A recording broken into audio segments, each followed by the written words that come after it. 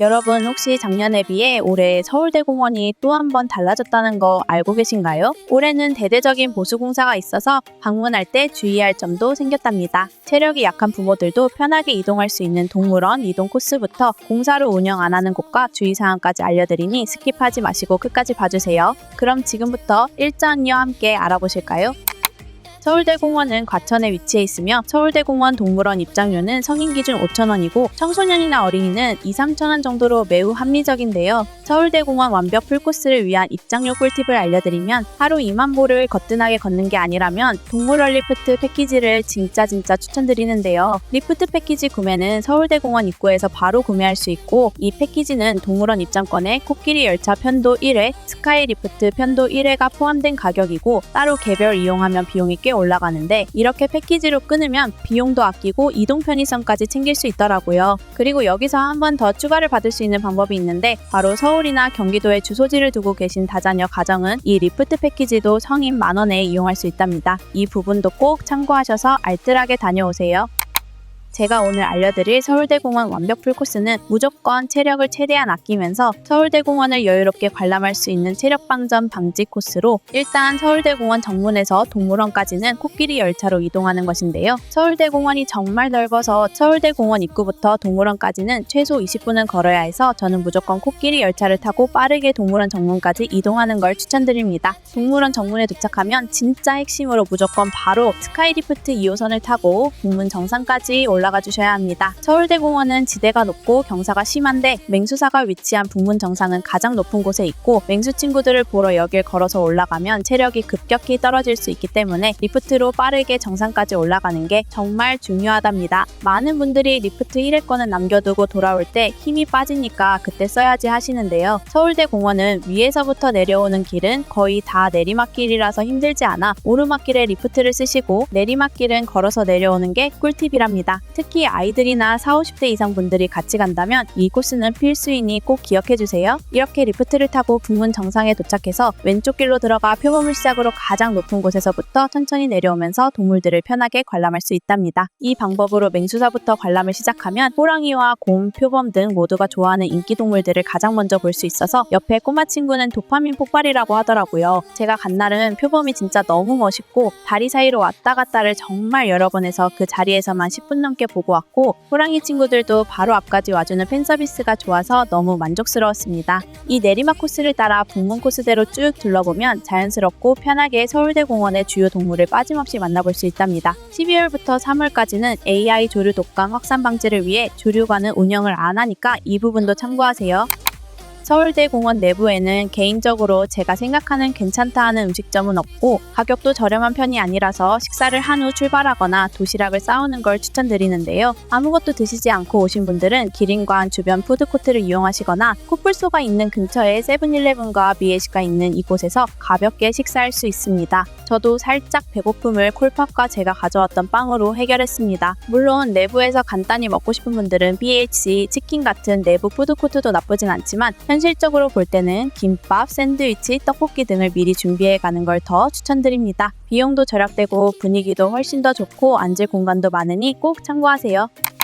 서울대공원을 효율적으로 다니려면 반드시 이용하게 되는 이동수단은 3가지로 아까 추천 코스에서 살짝 말씀드렸지만 이동 구간과 요금까지 자세히 알려드리자면 먼저 서울대공원의 대표적인 이동수단인 코끼리 열차는 입구에서 동물원 정문까지 가장 빠르고 편하게 이동할 수 있고 편도 성인 2,000원이어서 부담도 크지 않고 배차 간격이 5분으로 짧아 오래 기다리지 않아서 웬만하면 이 코끼리 열차 이동은 추천드립니다. 스카이리프트는 전망이 탁 트여서 서울대공원의 전경을 제대로 즐기기에 가장 좋은 이동수단으로 벚꽃 필 때나 단풍이 질 때에는 이만한 명소도 없겠더라고요. 성인 기준편도 9,000원으로 가격이 좀 비싸긴 하지만 꽤 오래 타는 편이고 오르막 코스를 보면 와 이건 돈이 안 아깝다 느꼈습니다. 하지만 가격이 비싼 편이라 가족 단위로 이용하면 꽤 큰 지출이 될 수 있다는 게 현실적인 단점이라 만약 예산을 아끼고 싶다면 리프트를 타지 않고 동물원에서 보고 싶은 동물만 딱 보고 동물원 정문에서 서울대공원 입구까지는 다시 코끼리 열차를 타고 가는 걸 추천드리겠습니다. 마지막으로 소개해드릴 이동수단은 동물원 내부를 순항하는 무료버스인데요. 일단 무료라는 점이 가장 큰 장점이고 동물원 내 주요 스팟들을 편리하게 이동할 수 있지만 다만 배차 간격이 30분이라 시간이 잘 맞지 않으면 꽤 오래 기다려야 한다는 단점이 있습니다. 특히 점심시간 12시 30분에는 운행을 하지 않고 성수기 주말과 공휴일에는 안전 문제로 운행하지 않으니 주말 공휴일 방문객들은 사용이 어려운 거 기억해 주시고 하염없이 기다리지 않으셨으면 합니다.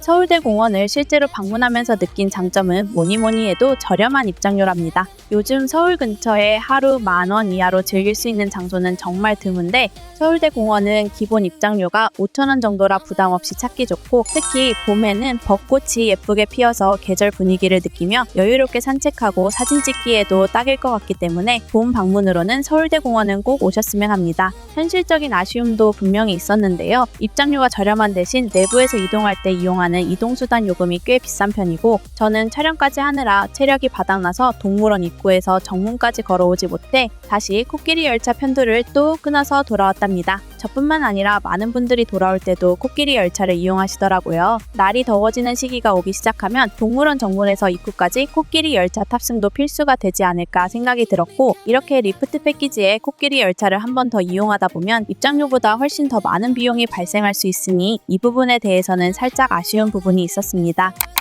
그리고 올해 빠르게 방문한 저 일자 언니의 꿀팁으로는 작년에 변화가 있던 서울대공원이지만 올해는 내부 시설 관련해서 꼭 알아두셔야 하는 것이 있는데요. 서울대공원 동물원 시설들은 살짝 노후화되어 있어서 현재 12월 31일까지 곳곳에서 공사가 진행되고 있답니다. 기린관 주변부터 조류관 곳곳이 현재 공사를 운영하지 않고 있고 제가 간 날에는 시설뿐만 아니라 공사 공간의 주변 동물들도 꽤 없어서 올해는 동물원 방문하실 때 기본적으로 모든 동물을 보기에는 확실히 어려움이 있을 것 같고 중간중간 공사 공간도 조금씩 있어서 살짝은 어수선한 분위기의 동물원이 될 수도 있을 것 같습니다. 마지막 과소비 방지 꿀팁으로 서울대공원에서 동물원을 즐긴 뒤 서울대공원 입구에 있는 원더파크까지 들르는 분들이 정말 많더라고요. 그런데 솔직히 저는 이걸 크게 추천하지 않는데 왜냐면 생각보다 입장료가 꽤 비싸더라고요. 원더파크 입장료가 소인은 18,000원, 성인은 무려 22,000원이기 때문에 이 가격이면 차라리 몇천 원 정도만 더 추가해서 오전에 서울대공원 가볍게 즐기고 서울랜드 오후권으로 즐기는 게 훨씬 나을 것 같습니다. 서울랜드 오후 입장권을 이용하면 하루 안에 서울대공원과 서울랜드까지 모두 경험할 수 있긴 하지만 이렇게 하루 종일 다니다 보면 저는 한의원에서 침 맞고 누워있을 것 같아 고민하지 않고 패스하는 방법이라 체력 왕분들께만 추천드립니다. 서울대공원에 와서 배보다 배꼽이 커질 수 있으니 서울대공원 입구 원더파크는 갑자기 비가 오거나 왔는데 날이 진짜 안 좋다 할 때만 방문하는 걸 추천드릴게요. 큰 소비 없이 좀 더 알차게 보내고 싶은 분들이나 만약 동물원에서 예상보다 시간이 빨리 끝났다면 동물원 안쪽에 있는 식물원을 가볍게 둘러보면서 하루를 마무리하는 것도 좋고 비용도 2,000원이라 저렴하고 여유롭게 마무리할 수 있어 개인적으로 이쪽을 더 추천합니다.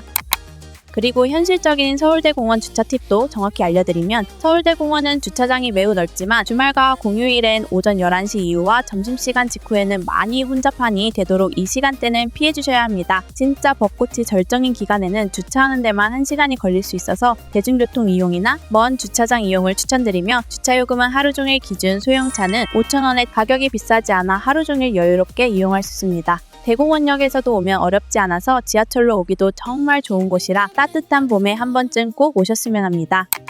서울대공원에서 하루를 보내다 보니까 갑자기 문득 이런 생각이 들었는데요. 하루 정도는 답답한 건물에서 벗어나 넓은 자연 속에서 시간을 보내는 것도 참 괜찮다는 생각이 들었습니다. 우리가 매일 바쁘게 일하고 건물 안에 갇혀 지내다 보면 주변을 넓게 보는 게 쉽지 않고 우리가 늘 고집부리고 좁은 시각으로만 생각하는 것들이 많잖아요. 근데 때로는 자연처럼 넓은 공간에서 쉬면서 그저 눈앞에 있는 것들을 천천히 바라보는 시간이 필요하다는 걸 느꼈고 저뿐만 아니라 많은 분들께서도 동물을 보면 걱정은 이 순간만이라도 사라지고 마음이 어린아이로 돌아가는 것 같아 많은 분들이 큰 부담 없이 이곳에서 휴식의 시간을 가져보셨으면 합니다. 오늘 이렇게 큰 어려움 없이 서울대공원 풀코스로 즐기는 방법에 대해 알려드렸는데 도움이 되셨을까요? 오늘 영상이 유익하셨다면 좋아요와 구독 부탁드리고 여러분들의 추천 장소나 의견이 있으면 자유롭게 댓글로 작성해주세요. 오늘도 즐거운 여행 준비되세요. 안녕!